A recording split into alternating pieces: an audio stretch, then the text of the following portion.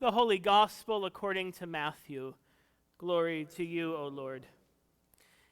Now when Jesus came into the district of Caesarea Philippi, he asked his disciples, "Who do people say the Son of Man is?" And they said, "Some say John the Baptist, but others Elijah, and still others Jeremiah or one of the prophets." He said to them, "But who do you say that I am?" Simon Peter answered, "You are the Messiah, the Son of the living God." And Jesus answered him, "Blessed are you, Simon, son of Jonah, for flesh and blood has not revealed this to you, but my Father in heaven.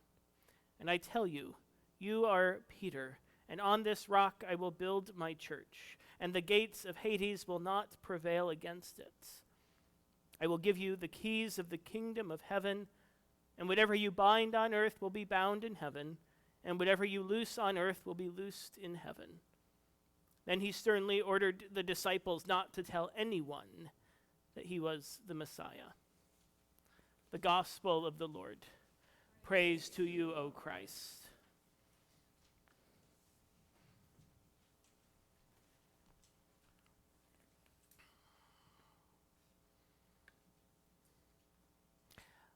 I had only been attending my new church for a matter of months.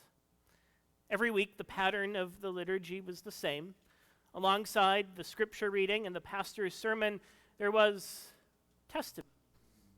Someone from the congregation would be invited in advance to share a story about how God was working in their life.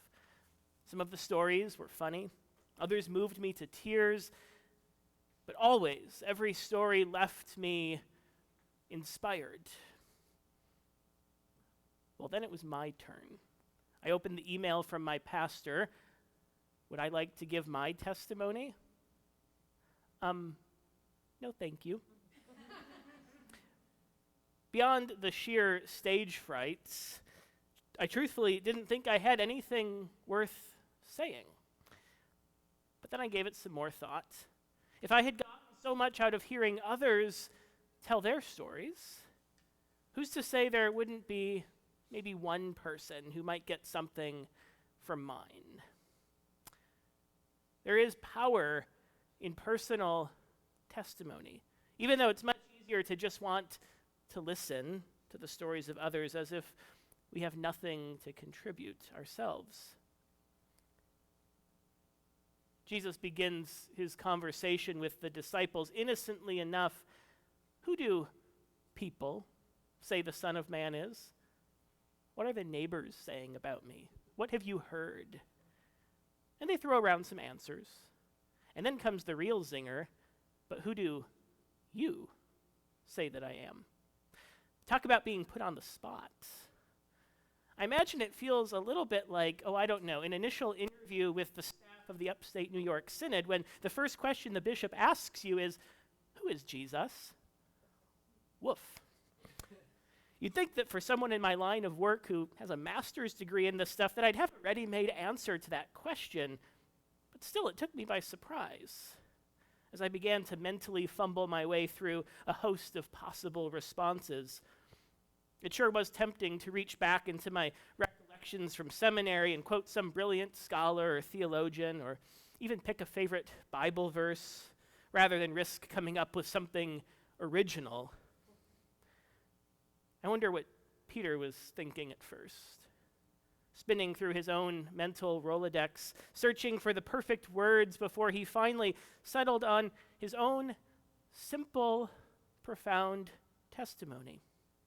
You are the Messiah, the Son of the living God. Not a quote from someone else. It's his testimony, his experience, his confession of faith. As I was mulling over this text and this sermon this week, I happened to think of the capstone project for my internship congregation. We started with an all-church book study, followed by another round of small groups, all designed to equip participants with the tools they needed to tell their stories.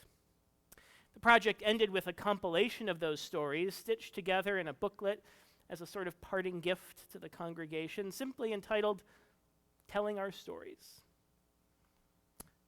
The nostalgia and the warm fuzzies started coming back as I read through that booklet again this past week, now over 6 years later. Some submitted more traditional first-person memoir-esque essays. Others wrote poems or shared photographs. One person even pieced together a collage of clippings from magazines, different words and pictures. No two stories are identical, and each story bears witness to a unique life. There are as many stories to tell as there are people in this room. My story isn't your story, yours isn't mine, and Peter's story is none of ours. And just as unique as our stories is the faith they testify to. Who is Jesus? Well, in response to Bishop Miller's question, the answer I ultimately arrived at is that Jesus, for me, is someone who has done the hard things, who challenged the status quo and made it through to the other sides, empowering us to do the same. Because Jesus has been to the places of pain and suffering, we are compelled to go there too. Because Jesus took risks for the sake of the gospel, we can take risks for the sake of our mission too. Now, if you think that's a good answer and you're tempted to steal it for yourself, don't. Not because I'm not willing to share, but because it's my answer, not yours. It might sound similar to yours, but whether you think so or not, you have an answer for that question too. And your answer, your story, your testimony will be better because it's yours. Formed out of your own lived experience of joys and struggles, and even mistakes and failures. Who is Jesus? In Peter's words, he is the Messiah, the Son of the living God. And that Messiah, as the story keeps going next week, is headed to Jerusalem to suffer, to be killed, and yes, ultimately be raised. That Messiah is the one who takes up his cross and tells his followers to do the same. Now, of course, that's not the answer Peter wants to hear. That's not the answer we want to hear. But it is the answer we need to hear. Jesus, who enters into all the pain and suffering of this world, and who stands squarely in those places, is the Emmanuel, God with us, who was promised to Joseph way back in chapter 1, and who will repeat those same words himself to the disciples in the gospel's closing moments. This is the life-giving story of God's love that intersects with our own stories. Who then shall we say that this Jesus is?